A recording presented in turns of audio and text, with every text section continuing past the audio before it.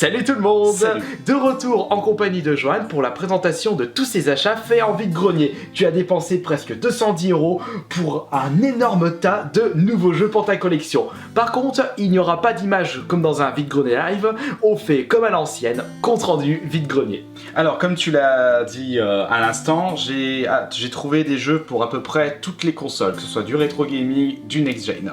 Mais quand même plus next-gen que rétro gaming. Oui. C'est plus compliqué de trouver du rétro gaming. Oui, Même de ton malheureusement, côté. donc il faut s'adapter tout simplement. Je propose qu'on commence tout de suite par Voilà. du moins intéressant au plus intéressant. Mais avant de continuer, toi dans la vide-grenier, tu cherches surtout quel jeu? Enfin, sur quelle plateforme? PS4. Ah bah voilà, comme moi. PS4, c'est ma priorité, PS4. Je veux absolument découvrir tous les jeux qui sont sortis dessus, comme on n'a pas non plus les moyens d'acheter tous les jeux à leur sortie. Mis à part PS4, peut-être PS3 au pire. PS3 aussi. PS3, Wii U, des collectors, puis des jeux ouais. rétro gaming. Ouais, mais le rétro gaming, faut pas trop, pas trop y penser maintenant. Mais Allez, il faut quand même garder espoir parce que j'en ai quand même trouvé. on commencerait pas par un rétro gaming? Et ben c'est parti, on va commencer tout de suite par le rétro gaming. Alors j'ai quand même mis le prix pour ce jeu. Tu as mis combien pour ce Alors, jeu? j'ai mis 25 € pour ce jeu.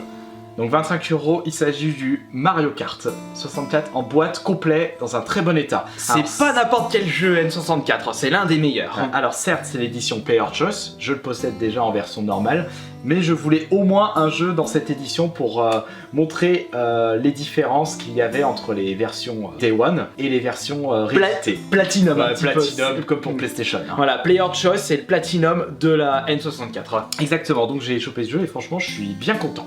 Et surtout, c'est ton préféré de Mario Kart? Oui. Mais du coup, toi, c'est vraiment le Mario Kart 64. Oui, c'est Mario Kart 64 qui m'a vraiment marqué, puis je pense que c'est ton cas aussi. Oui, mais la version Wii U, tu l'as testé ou pas? Pas encore. Ah, Pas encore. ça prouve vraiment Mais- qu'on a encore des choses à découvrir. hein. Mais ce sera pour très bientôt. Oui, allez, vas-y, je te laisse Alors je continuer. continue, on va rester dans le rétro gaming tant qu'à faire. Mhm. J'ai trouvé une console pour ma petite collection. La petite sacoche secrète. Alors non, ce n'est pas une Game Boy Advance, c'est une Game Boy Color. Couleur turquoise en plus. La turquoise, c'est pas celle qui est le plus répandue, non plus. Je sais pas, mais je sais que c'était ma première Game Boy Color. Non. Si, pour Non, moi. la transparente. Non, mais pour moi. Ah d'accord. C'était la transparence, c'était la tienne. hein. Ou c'était celle de Michael. Enfin, Non, bon, oui, c'était peut-être celle de c'était celle de Michael. Michael. ça, Et qui nous l'avait rose. passé par la suite. Avec les roses. Oui, voilà, avec les roses. J'ai trouvé cette console pour 10 €. Voilà, Franchement, c'est avec- un très bon prix pour une Game Boy Color dans cet état-là. Surtout qu'en plus il y a les cache-piles. Car en ce moment, on trouve de plus en plus de consoles rétro, consoles portables, mais le plus souvent il manque des cache-piles. Oui, tout simplement. Et on sait, les gens ils les perdent et ils les retrouvent plus. Bah après, hein, ça date pas d'aujourd'hui les Game Boy donc. Mais le pire, ça reste quand même les cache-piles de la Game & Watch. Oui, alors là. Le petit truc tout fin. En fait, la cache-pile c'est encore plus rare que la Game Watch en elle-même. Vraiment, c'est petit. Mais heureusement, comme je vous l'avais cité dans de précédentes vidéos, il y a des sociétés qui refont des cache-piles pour les Game Boy et très certainement pour les Game & Watch aussi. Ouais, ils en profitent, c'est un marché à prendre. J'ai trouvé 3 jeux sur Wii. 2 Resident Evil, le 1 et le Wii Edition. Alors, le 1 c'était en version archive. Une réédition. Alors, je les ai pris pour ma collection Resident Evil. Pour 5 €, ils sont vraiment. Ah oui, en effet, Il n'y a pas une rayure. Il n'y a pas de rayures, on aurait dit que l'ancien propriétaire ne les a même pas touchés. Il les a juste déblistés et puis voilà, c'est tout. Donc, franchement, dans cet état, je fais. Oh, allez, je vais Mais prendre. de toute façon, quand j'y pense, si on prend soin de nos jeux, ils se rayent pas. J'ai toujours dans ma tête le cas de F0GX, celui que j'ai saigné à mort d'une mille heures, il y a juste une toute petite rayure. Voilà, mais pour vraiment montrer que si on prend soin des jeux, on peut les conserver dans des états irréprochables. Exactement. Ensuite, j'ai trouvé un autre jeu sur Wii. Alors, je ne me souviens plus si je l'ai acheté 2 €, 3 € ou 4 €. Mais. On va dire 3 €. Enfin, juste milieu, on va dire 3 €. Mais en voyant le nom, j'ai fait ouh, ça, je vais prendre quand même parce que j'en ai entendu que du bien. Pourquoi je regarde l'état du jeu?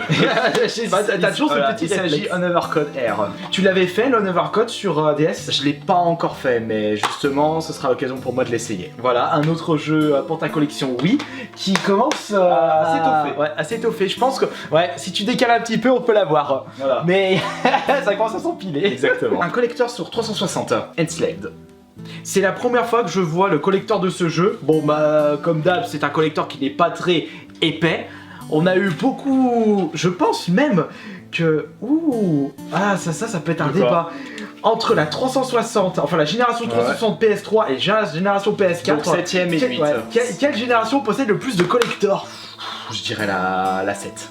Donc, PS3 360. Parce que la 360, il y en a eu un bon paquet de collectors. Même, je pense que la Xbox 360 possède plus de collectors que la PS3. Alors ça, il faudra qu'on vérifie. S'il y a des spécialistes en la matière, n'hésitez pas à nous le dire dans les commentaires. Bon, par contre, les collectors, pour cette génération de consoles, le plus souvent, ils étaient pas très gros. Oui, exactement. Mais ça fait toujours plaisir un nouveau collector. Ensuite, continuons. J'ai trouvé 3 jeux pour la Wii U. Continuer la petite full set. Pour l'instant, je te dépasse, j'ai beaucoup plus de jeux. Alors, j'ai trouvé le Mario Maker, le jeu et le l'artbook. Ça, c'est l'avantage des jeux qui se vendent par palette. Vous aurez beaucoup de chance de les retrouver en vide-grenier pour pas trop cher. Exactement. Donc, les Mario sur la Wii U, même si la Wii U ne s'est pas super bien vendue, vous pouvez quand même trouver des jeux de Mario sur la vide-grenier. J'ai trouvé ce jeu pour 6 €.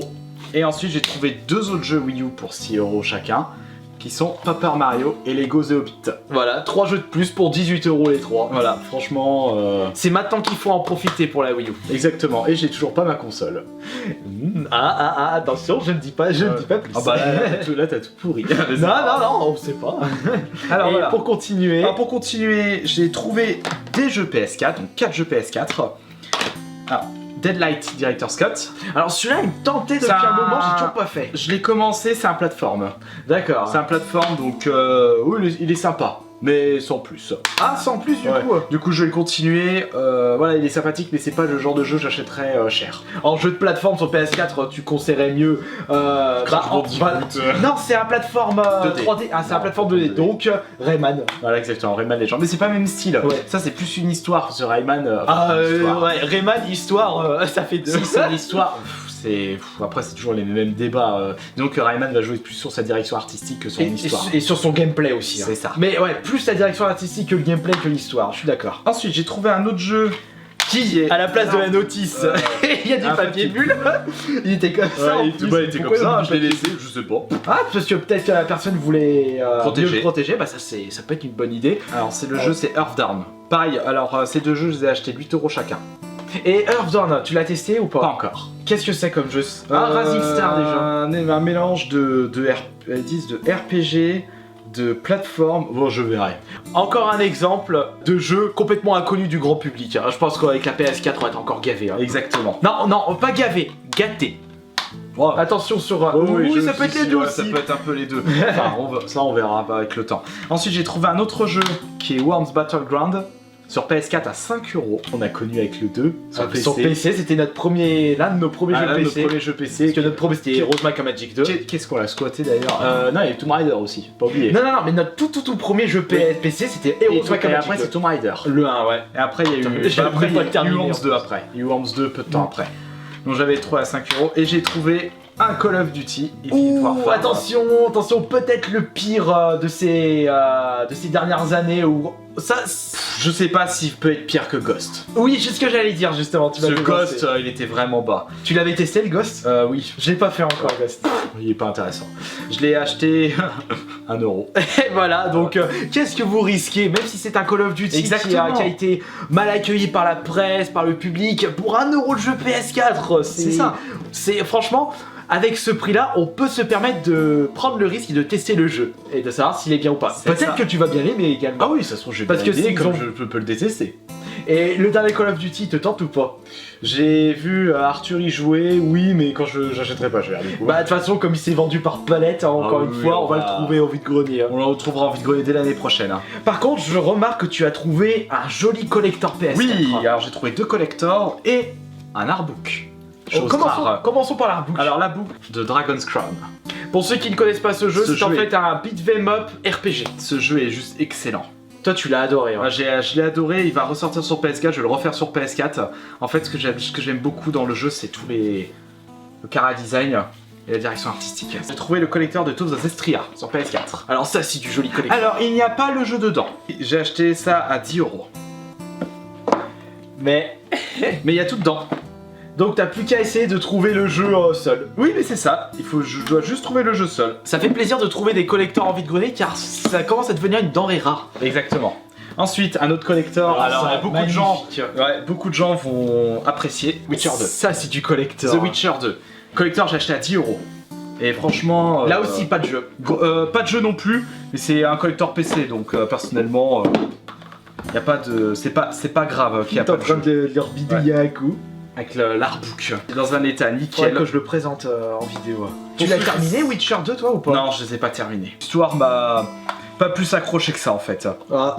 Non, c'est juste que voilà, je suis passé à autre chose. Mais ceci n'était pas la meilleure affaire. Ah, peut-être que c'est la meilleure affaire pour Ouais. vous, le Witcher, Ah, le bah, collector pour- Witcher 3. Le collector de Witcher 2, je vais dire Witcher 3. Mais on est d'accord tous les deux que ta meilleure affaire restera ce qu'il y a dans ce sac. Dédicace à Dominique, qui était avec moi ce jour-là. Et qu'est-ce qu'il y a dedans? C'est une console. Une Wii U. J'ai enfin trouvé une Wii U. Bah après, on va faire une vidéo exprès pour la présenter. Ouais. Mais j'ai pas trouvé que ça. Total de tout ce qu'il y a dans ce sac, 100 €. 100 €. Donc la console Wii U avec 2 jeux. Et Deux jeux que tu n'avais pas dans ta collection. et la petite surprise, Une 3DS. 3DS rouge, la première 3DS. Non, Non? la première c'est la noire et la bleue. Non, enfin je veux dire, ce sont les premières versions, les 3DS. Oui, ce sont les premières versions. C'est super sympa d'avoir trouvé dans ce lot. En plus, elle a pas de souci au niveau de la charnière. Non, aucun souci. Un problème récurrent lorsqu'on trouve des DS 3DS dans les vide-greniers, parce que les gens ils en prennent pas soin comme d'habitude. Mais ce n'est pas le cas avec cette 3DS. Et il y a également des petits accessoires, je vois les volants de Mario Kart. Ah dommage, il n'y a pas de Mario Kart du coup dans ce... Dans le lot, Mais est-ce que tu l'as Mario Kart? je dois l'avoir. Faudrait juste vérifier parce qu'au moins tu pourras le tester. Si je l'ai. Ah bah Je vais nickel. pouvoir y jouer. Et Ou sinon j'attends la version Switch.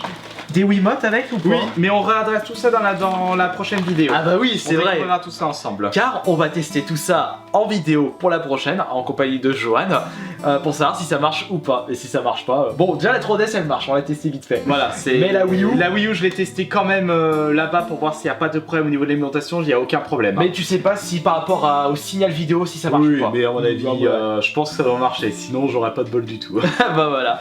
Donc en espérant que ce petit compte rendu vide-grenier à l'ancienne de la part de Johan vous aura plu. Donc 210 € dépensés pour tout ceci. Et franchement, t'as trouvé des excellentes perles. Exactement. Mais surtout je suis du très next-gen. content. Je suis très content. Très peu de rétro gaming, mais il faut pas toujours penser au rétro gaming. Si on se base un petit peu sur le next gen, on peut vraiment trouver de belles pépites en vide-grenier. Voilà, en espérant que cela vous aura plu, on se dit à la prochaine. Allez, on se voit à la prochaine. Ciao.